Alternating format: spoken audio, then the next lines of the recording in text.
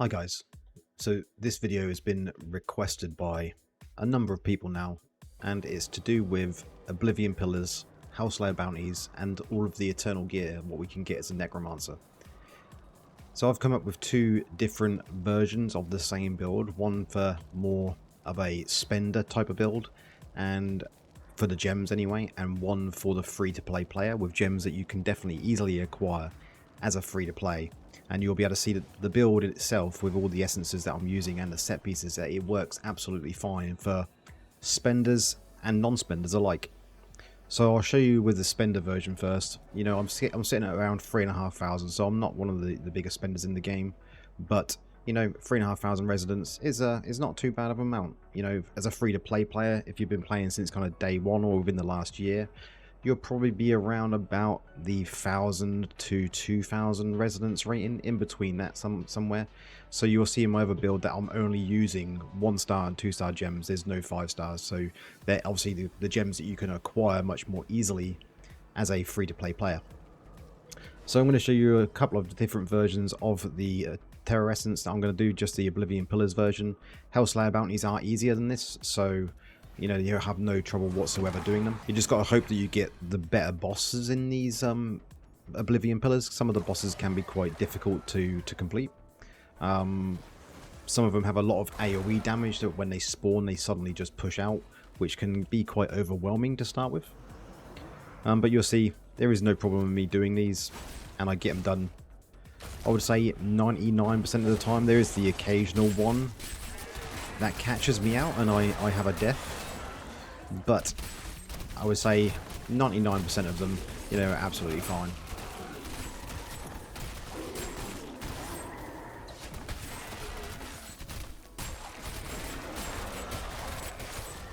No problem killing all these ads with this build. And that goes for this version and the more free-to-play friendly version. One last mob to kill and then we should have the boss spawn. Here we getting. Ah, we got the queen. This one will be fairly easy. Just a matter of dodging the red things.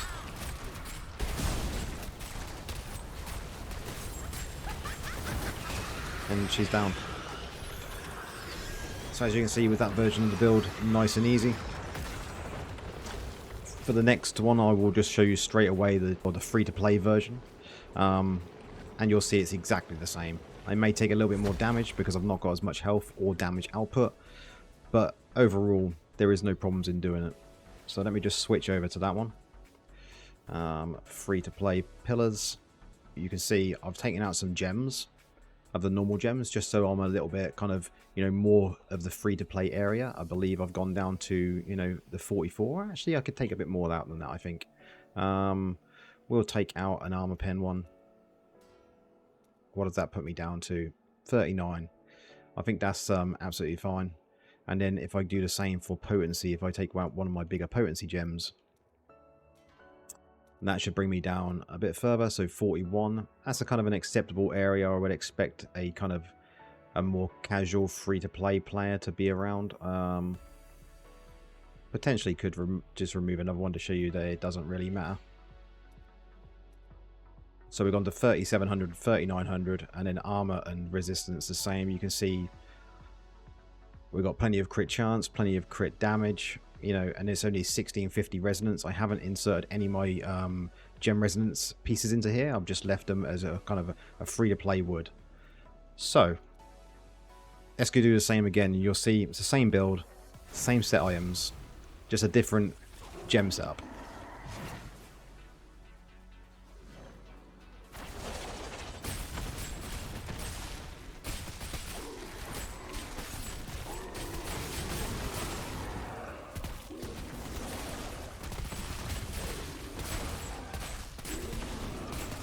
Killing the ads, not a problem whatsoever. Plenty of damage here to do this.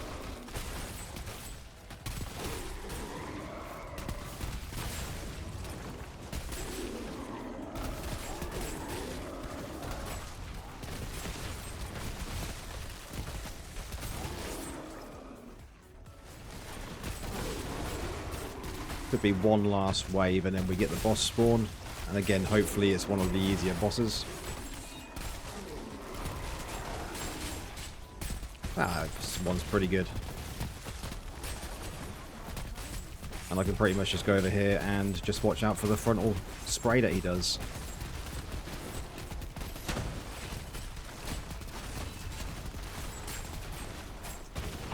And there we go. And that one's down. 3 chests. Any legendaries? Ah, we got 2. Okay, let's just clear this off and then I'll show you kind of what I'm using in this build for the skills, the set items, and the gear pieces. So, skills we're using on this build are Soulfire, Corpse Explosion, which we don't see used very often, Grim Scythe, Corpse Lance, and Bone Armor. Bone Armor is the only kind of line of defense we're going to have with this, and it's the essence we're using is going to give us increased damage and increase on our decrease on our damage taken. So that is the only viable kind of part we can obviously reduce the damage incoming for both versions of the build. Into the gears set that we're using, we are using Studied Menace for the helm. It's going to add a decay to our Corpse Lance. We use this in a number of our builds, so everyone should know what this one does by now. It also increases the damage of your Corpse Lance, so by 90%. Unfilled Grave in our chest piece, and this one is going to be for the Bone Armor, and just like I mentioned, it increases the damage you deal and reduces the damage you take for each corpse that you consume. So it has a good effect on that one. We're using Cleansing Pyre. Now we don't see this in many builds, but Corpse Explosion now consumes corpses to conjure a Soulfire pyre around you that burns enemies constantly. It increases the damage done by Corpse Explosion as well. I really like this kind of version of Corpse Explosion.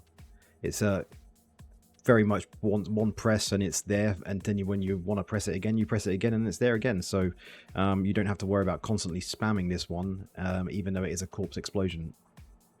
Then we're using for the legs the Raving Silence. We use this again in most of our builds. This is the kind of the bread and butter. Grim Scythe now triggers all continual damage on the targets it hits, causing them to instantly take all the remaining damage that's on them from all of the dots that are on them. So Studied Menace is a dot. The Viper's Bite that I'm using here is a dot.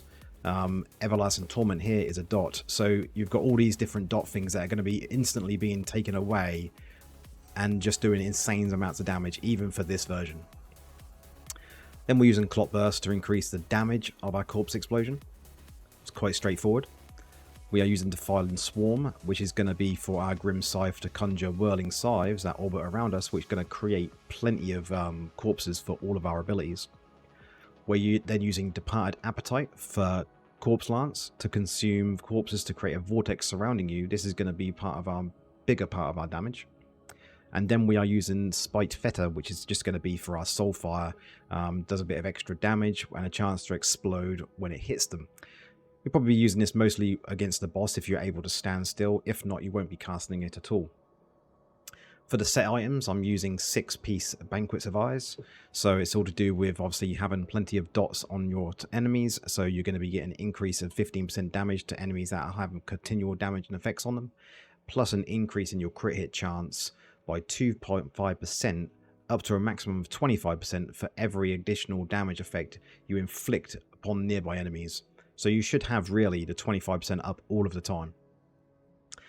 For the next set piece, we're using the Agments, so it's to do with obviously the Ignite status. You got a 30% increase in your duration of the Ignite status, plus you have a 15% chance of attaching an Ignite status to the enemy, and it applies this damage over time effect, so again works great with our legs. Main kind of secondary stats you want to be going for, we'll talk about those first. For this build is always going to be armor penetration and potency. Potency is going to increase the duration of all harmful effects, so the longer they're going on for, when Raving Silence clears them, the more damage it's actually going to do. And then obviously armor pen is going to give you more crit hit damage for them to do more damage. So focus on those two and balance out kind of the other two if you need to. Other stats you want to look out for on gear: crit hit chance is always good, crit hit damage is always going to be good for you. And yeah, that would be kind of the best two to look out for. Attack speed doesn't really matter on this, but just make sure you're getting plenty of crit hit chance and crit hit damage. And then obviously on the other pieces of gear, you want to be looking out for beneficial effect, duration, increased. That is one of the best stats in the game, simply because, you know, all of these effects that you can increase the duration of is going to be better for your buffs, so when they're buffing you, or, you know, having that more damage done because the effects can last longer. Going on to the legendary gems. In this free-to-play version, we are using Berserker's Eye, Everlasting Torment, Pain Clasp, Viper's Bite, Misery Elixir. Then we're using Mother's Lament for some crit hit chance. We are using Chained Death, which I've never really used in a build, but it increases the amount of damage you do from your attacks when there's multiple targets around you, so it's quite good for the first part of doing the Oblivion Pillars. Then we're using Volatility Shard just for the AoE damage. I think this is great, you know, gem for a free-to-play player or a low spender. And I've only got it at rank 5, so, you know, I could increase this even further to get this version's resonance up slightly higher. Other things to keep in mind, your cursed properties, Atrophied 6-piece and Lash 2-piece are kind of the go-to when it comes to this sort of build. Now, in the other version, for the higher spenders, I have got some 5-stars in here. Let me just go in and switch this build, and I can show you which ones I'm using. Let's activate it. Okay. So in here, I'm using Mornskull. Not everyone will have access to this one. It was one as a limited time, and now you have to craft it using your pearls. But I was lucky enough to get it to rank 10. It's a great replacement for Berserker's Eye. It does an increase in kind of raw damage. Mother's Lament again for increased crit. Pain Clasp again for, you know, the duration of our continuous damage effects. The Viper's Bite, a go-to for this sort of build. But then the 5-stars I'm using is Bottled Hope. It's going to increase the duration of my skills. Roiling Consequences, which is, you know, the best gem in the game. It's going to increase your crit hit chance, apply a burn. What more could you want from a 5-star, really? Blood-Soaked Jade, increases damage, increases movement speed. And then I'm using an Echo in Shade in here. But what I'm not using is, I'm actually going to be auctioning a gem into here, simply because I don't need the extra summons, but I would like to keep the resonance, and I'm going to put a Void Spark in, because Void Spark for kind of this sort of is just more beneficial. You know, the AoE damage that the Void Spark puts out is incredible. Other than that, the eternal gear you're going to be collecting from doing these Oblivion Pillars and the Hellslayer bounties, what you should be keeping really, in my mind, is command skeletons. You know, you can get an increase in your summons up to 2 increase. So instead of having 4 summons of the command skeletons, you would actually get 6 if you have 3 or 4 of these. So it's really good. You've got the Skeletal Mage, which is obviously going to be a shield for your mages. Not everyone would say this is good, but it's okay. You know, it's not one that I would say look out for. I would definitely look out for the command skeleton one. Wraithform was nerfed, but it is still very good if used in PvP, if you're using the kind of dive meta build. Bone Spirits, I don't see anyone saving ones that have got this on, but I kept this one just to show you can get a double Eternal Affix on here. So you could end up having command skeletons with a command golem, which would be, you know, great. So command golem is going to increase the size of your golem, extending the range of its attacks by 10%. This is great with the golem we use in the challenge build, dungeon build, simply because that golem already has an increased size as it takes more corpses in. So this just makes it even bigger. Bone Wall, not really anyone collects this one, but if you do get a good one, it's always worth saving them and just keeping them in your stash. Again, Wraithform with a Skeletal Mage to show you can get a double, and Bone Spikes, not really worth saving. So when the patch notes come out for this one here, you can see there's a list of them here. The ones that I would definitely say save, kind of the S tier if you want to call it on a tier, is definitely Corpse Lance for this build. You're going to increase your movement speed by 10% for 3 seconds for every Corpse Lance. You can actually just use 2 of these to get the 20%, and by using 2 of these with all the other movement speed buffs that I've got, I can actually get to 60%, and that's what I use in my dungeon build. The other one I would keep 100% of the time is going to be the command golem, and probably the command skeletons, because they come in handy for summons builds, and especially the command golem for the new golem PvP tank build. Wraith form I would also keep, especially the good ones, because they're going to be good for the dive meta PvP build.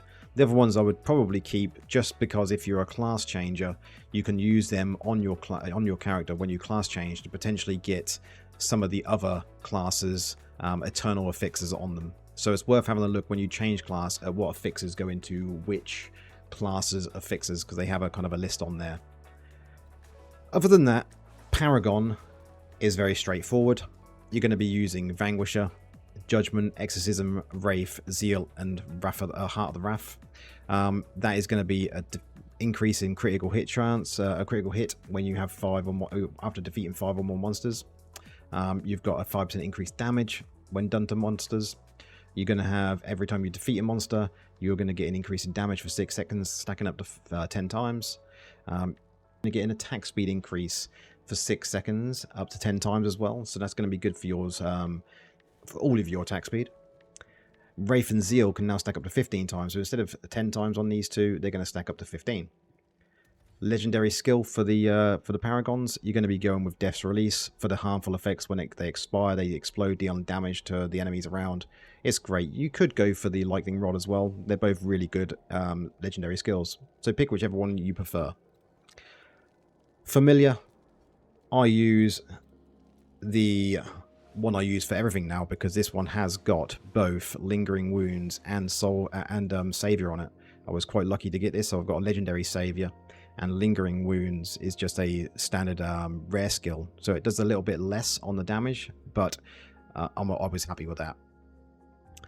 Other than that, there's not really much more I can kind of tell you. This build is great for just downing Oblivion Pillars. I've not had a problem doing the Hellslayer bounties with Oblivion Pillars. I've been able to collect my Eternal Gear, which has been absolutely perfect. I hope they add in more kind of Eternal Gear for the different abilities. There is, or just different kind of effects that them abilities can have from the Eternal Gear. There's not one for Corpse Explosion, sadly. It would be quite cool if there was. So hopefully in the future they will add more and kind of don't just leave this one as it is. We always like to have an increase in different things that we can do in the game, collect in the game. So, but yeah, other than that, there's not really much more I can tell you about the build. I hope you have a good time with it. If there's any questions, leave them in the comments below, and I can answer them as and when they come through. Let me know of your experience with the build, because I've not had a problem with this at all. If you don't want to use Corpse Lance, you can go in and put in a Golem or Mages or something like that, because it's still going to work great. But this is just the setup that I prefer. Well, we'll see you in the next one, guys.